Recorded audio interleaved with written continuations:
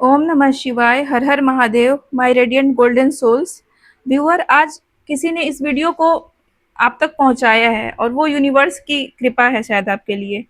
तो ये एक संयोग नहीं है, क्योंकि आज की रीडिंग किसी ऐसे रिश्ते की कहानी कह रही है जो खत्म हो गया था, लेकिन अभी पूरी तरह से खत्म हुआ ही नहीं। सवाल सिर्फ इतना है, क्या वो इंसान सच में आपको वापस पाना चाहता है, और क्या किस्मत आप दोनों को दोबारा मिलवाने की तैयारी कर रही है? आइए हम टैरो कार्ड्स के माध्यम से जानते हैं। तो आज के रीडिंग की शुरुआत में सबसे पहला कार्ड आया है द डेविल का।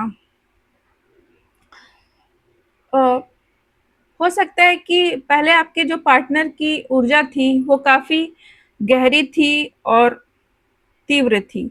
आपको ऐसा महसूस हो सकता है कि आपके और उस व्यक्ति के बीच में जो रिश्ता था वो सामान्य नहीं था। चाहे दूरी आ भी गई हो, चाहे बात नहीं हो रही हो, बंद हो गई हो, लेकिन दिल के स्तर पर एक अदृश्य डोर आज भी मौजूद है। और यह व्यक्ति आपको भूलने की बहुत कोशिश कर चुका है, लेकिन हर बात क्या होता है ना कि किसी न किसी तरीके से उसको आपकी याद आ जाती है। किसी गाने की वजह से, या फिर किसी छोटी सी बात से फिर आपकी याद लौट आती है। उसे ऐसा लगता है जैसे आपकी ऊर्जा बिल्कुल उसके चारों ओर घूम रही है। लेकिन डेविल का कार्ड जो होता है वो आकर्षण नहीं दिखाता, ये भी दिखाता है कि इस रिलेशनशिप में कुछ टॉक्सिक पैटर्न भी थे, और ये गलतफहमियां हो सकती हैं। आपके पार्टनर की जिद हो सकती है, ईगो हो सकता है, या फिर कुछ उनका चाइल्डहुड ड्रामा होगा, कुछ डर की भावना रही होगी। शायद किसी ने अपने दिल की बात समय पर नहीं कही और वही इस दूरी की वजह बन गई हो। मतलब कि आपके जो पार्टनर है उनका कुछ बिहेवियर, कुछ आदतें टॉक्सिक हो सकती हैं। आपके साथ उनका बिहेवियर थोड़ा टॉक्सिक रहता होगा। तो ये कार्ड दर्शा रहा है।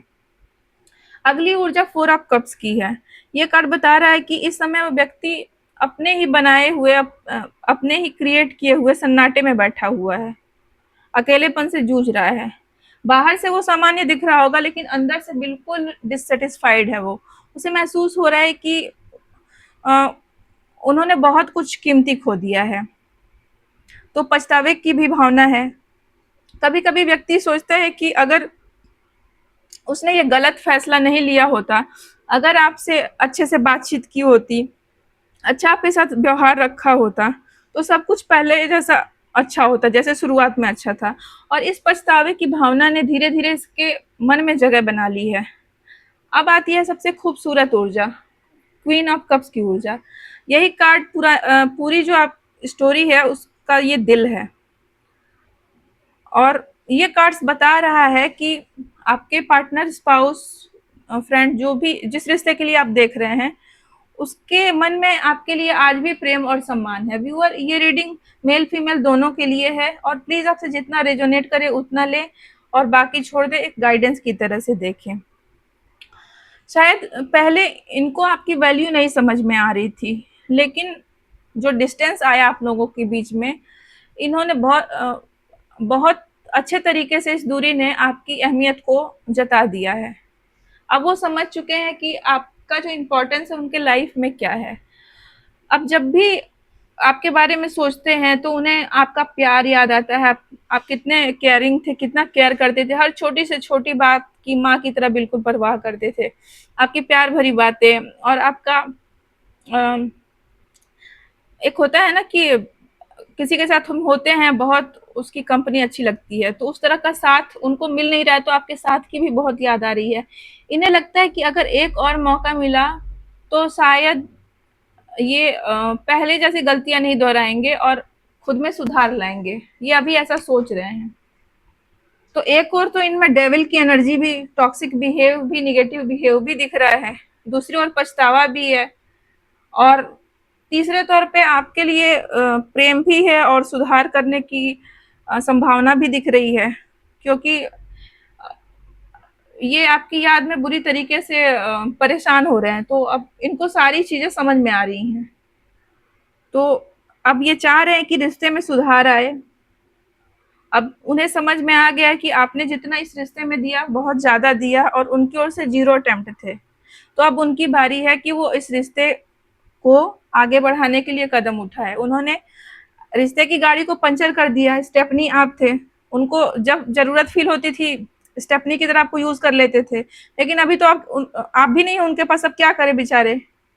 तो बैठे हुए निराशा में, निराश होकर के, और एक उनको उम्मीद आप में दिखती है, तो उनको लग रहा है कि अब मुझे कुछ कुछ ना कुछ करना चाहिए, तब जा कर के मेरे जीवन की गाड़ी आगे बढ़ेगी।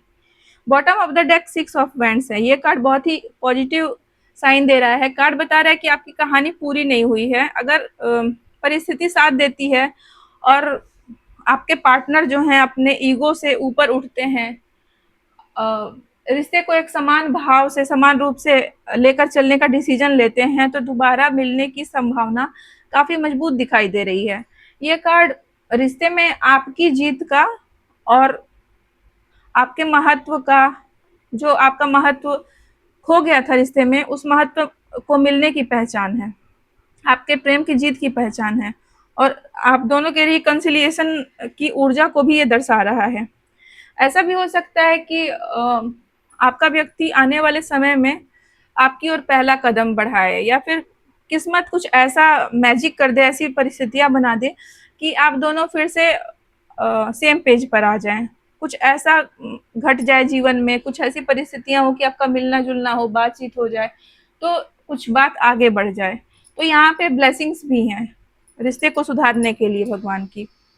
चलिए अब आपके एनर्जी की बात करते हैं। तो आपके एनर्जी में 5 ऑफ वैंड्स की एनर्जी आई है।